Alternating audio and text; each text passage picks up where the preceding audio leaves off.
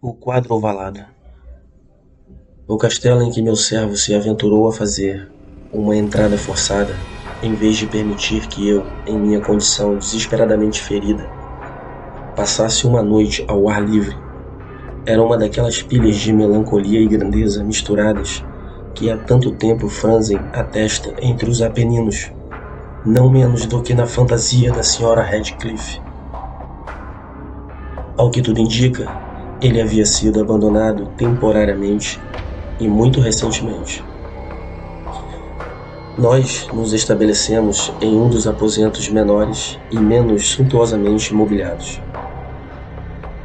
Estava em uma torre remota do prédio. Suas decorações eram ricas, embora esfarrapadas e antigas.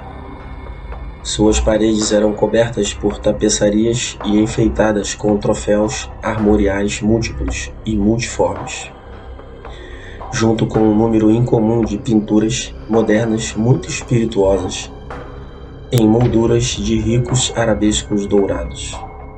Nessas pinturas que dependiam das paredes, não apenas em suas superfícies principais, mas em muitíssimos recantos que a bizarra arquitetura do castelo tornava necessária.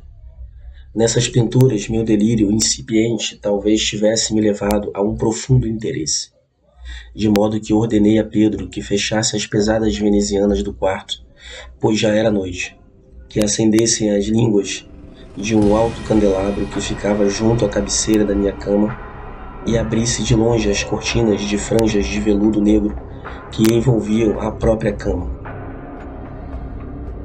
Desejei que tudo isso acontecesse para me resignar, se não a dormir, pelo menos alternadamente à contemplação dessas pinturas e à leitura de um pequeno volume que havia sido encontrado sobre o travesseiro e que pretendia criticá-las e descrevê-las.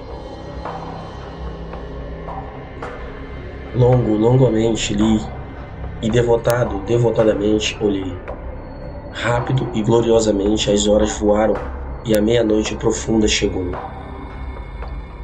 A posição do candelabro desagradou-me e, estendendo a mão com dificuldade em vez de perturbar o meu servo adormecido, coloquei-o de forma a lançar mais os seus raios sobre o livro. Mas a ação produziu um efeito totalmente inesperado. Os raios das numerosas velas, pois eram muitas, agora caíam em um nicho do quarto que até então tinha sido colocado na sombra por uma das colunas da cama. Assim, vi em luz vívida uma imagem que antes não havia sido notada. Era o retrato de uma jovem que estava amadurecendo e se tornando mulher. Olhei para a pintura apressadamente e fechei os olhos. A princípio, o motivo de eu ter feito isso não ficou aparente nem mesmo para minha própria percepção. Mas enquanto minhas pálpebras permaneceram assim fechadas, repassei em minha mente o motivo de fechá-las assim. Foi um movimento impulsivo para ganhar tempo para pensar, para ter certeza de que minha visão não me enganou, para acalmar e subjugar minha fantasia por um olhar mais sóbrio e mais seguro. Em poucos momentos voltei a olhar fixamente para a pintura, que agora eu via corretamente, não podia e não duvidava, pois o primeiro lampejo das velas sobre a tela parecia dissipar o estupor sonhador que estava se apossando de meus sentidos e me assustar imediatamente para a vida desperta. O retrato, já disse, era de uma jovem. Era uma mera cabeça e ombros, feito no que é tecnicamente denominado uma forma de vinheta, muito no estilo das cabeças favoritas de Sully. Os braços, o peito e até as pontas do cabelo radiante derreteram-se imperceptivelmente na sombra vaga, mas profunda que formava o fundo do todo. A moldura era oval, ricamente dourada e filigranada em moriscos. Como arte, nada poderia ser mais admirável do que a própria pintura, mas não pode ter sido a execução da obra, nem a beleza imortal do semblante, que tão repentina e veementemente me comoveu. Muito menos poderia ser que minha fantasia, sacudida de seu meio sono, tivesse confundido a cabeça com a de uma pessoa viva. Percebi imediatamente que as peculiaridades do design, da vinheta e da moldura devem ter dissipado instantaneamente tal ideal. Devem ter impedido até mesmo o seu entendimento momentâneo. Pensando seriamente nesses pontos, fiquei talvez por 1 hora meio sentado, meio reclinado, com a visão fixada no retrato. Por fim, satisfeito com o verdadeiro segredo do seu efeito, caí de volta na cama.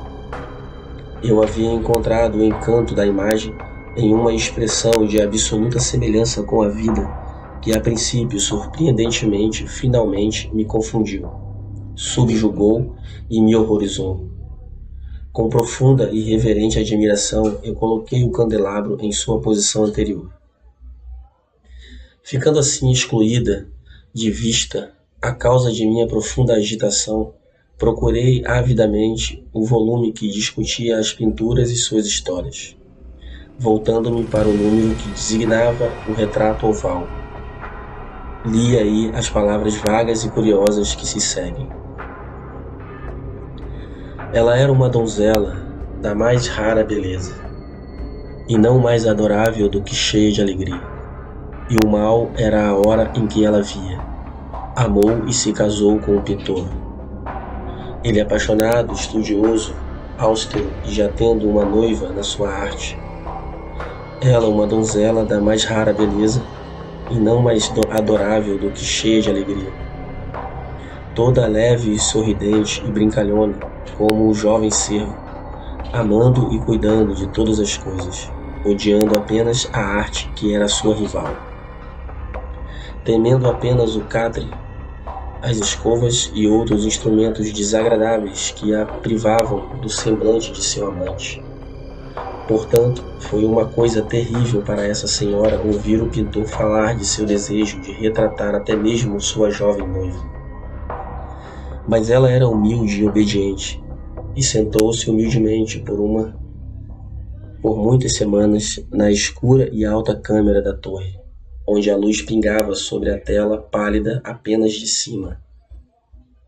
Mas ele, o pintor, se gloriava de seu trabalho, que acontecia de hora em hora e de dia em dia.